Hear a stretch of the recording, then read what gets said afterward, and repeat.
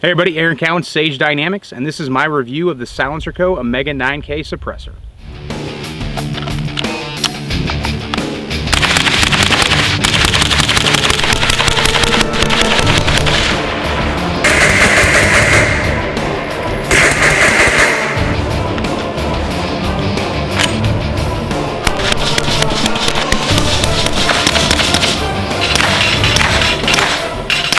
This may come as a shock to some of you, but I'm not a huge pistol suppressor fan.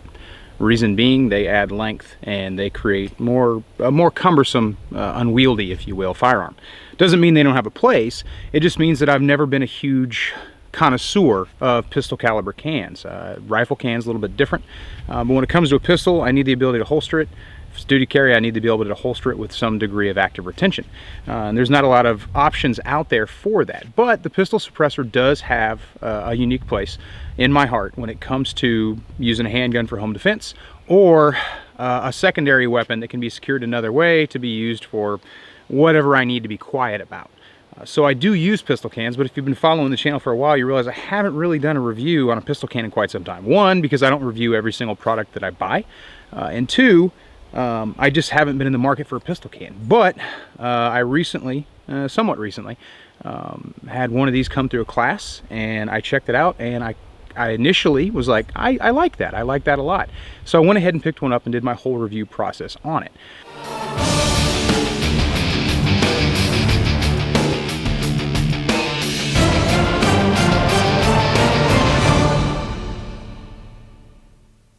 One thing that's going to set the Omega 9K apart from some of the competition out there is its length. It is shorter than the majority of its competition. It does have a slightly increased diameter versus some other cans, but that's okay. Not a huge deal, especially since 99% of the time I'm going to be running a suppressor on an RMR gun. So I'm not going to have to worry about suppressor height sights or anything like that. But even with your traditional regular suppressor height sights, they're still going to clear the can if you're one of the people that subscribe to suppressor height sights. But getting right into the performance of the can, the one thing that really out of the box kind of impressed me is they said, hey, it's full auto rated. Now, I don't have a select fire pistol caliber firearm, but the very first thing I did when I got my Omega 9K in was I went ahead and did my 500 round burn down. I want to put as many rounds through it as fast as I could to see if, again, they say it's full auto rated, so there's no way I should be able to break it.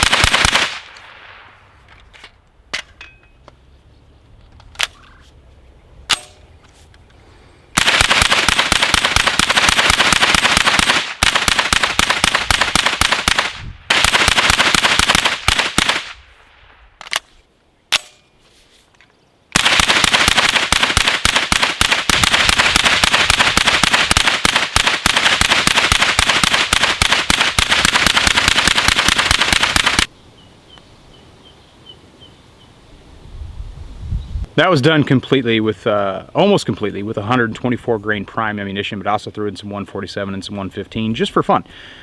The most impressive thing from the burn down, especially about the Omega, is no matter how hot it got, the sound attenuation roughly remained the same in relation to the ammunition that was being used on it. And that's important. Suppressors are supposed to reduce the audible report of a firearm. No suppressor is going to make a firearm completely silent. I think we've just accepted that fact until some new technology comes along. That's just how we have to deal. Now, as far as I'm concerned, as you know, I don't care about decibel ratings so far as it provides me with a hearing safe suppressor in and outdoors. With the Omega 9K, one of my initial apprehensions, concerns, if you will, is because of the shorter length than traditional pistol cans, was it going to be able to give me that decibel reduction indoors in an enclosed environment when sound's bouncing off of walls? Was going to be able to do that. Now outdoors, I'll show you right now, 124 and 115, or I should say 124 and 147 subsonic.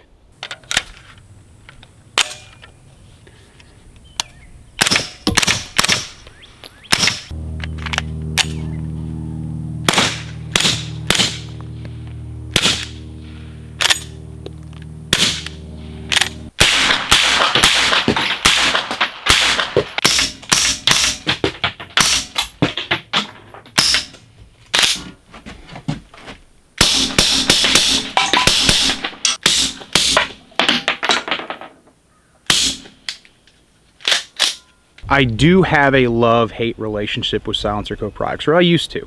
The Saker mount cans always kind of perturbed me a little bit when I'd see them come through classes, but and again, Silencerco had no duty to redeem themselves to me because they probably don't even really know who I am, but this is definitely a redeeming product. This makes me look at Silencerco again in regards to they're able to produce a quality product. Not that their suppressors for the suppressor level were ever bad, just some of the mounting options I didn't really care for, but this is easily my favorite ever pistol can, which is not saying a lot, and it is saying a lot at the same time.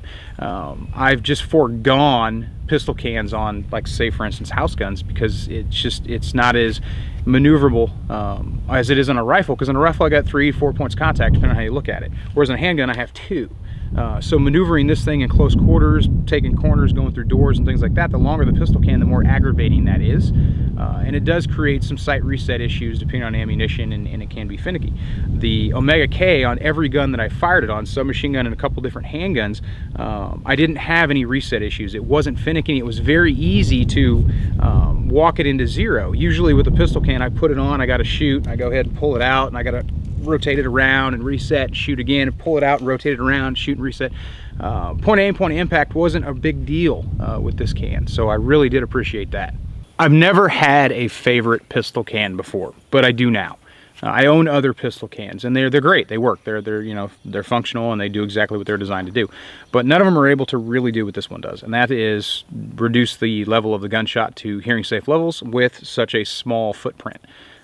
K version can. To my ear, it does exactly what it's supposed to do in the environments that I'm likely to use it in. And it's something that I would definitely be willing to screw onto a home defense or a house gun. It's something I'd definitely be able to, something I wouldn't mind using inside a shoot house or something like that.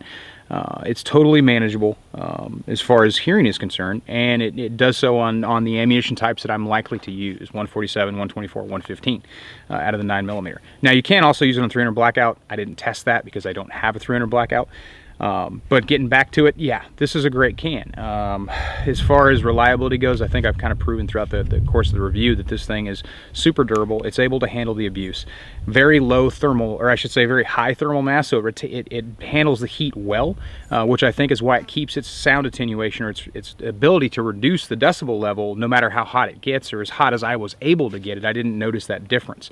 And that's a huge selling point for me. Some cans can be lightweight, but they sacrifice their thermal mass to do that, or they use less than ideal materials. So I was happy to see that they were able to create a can that is this short.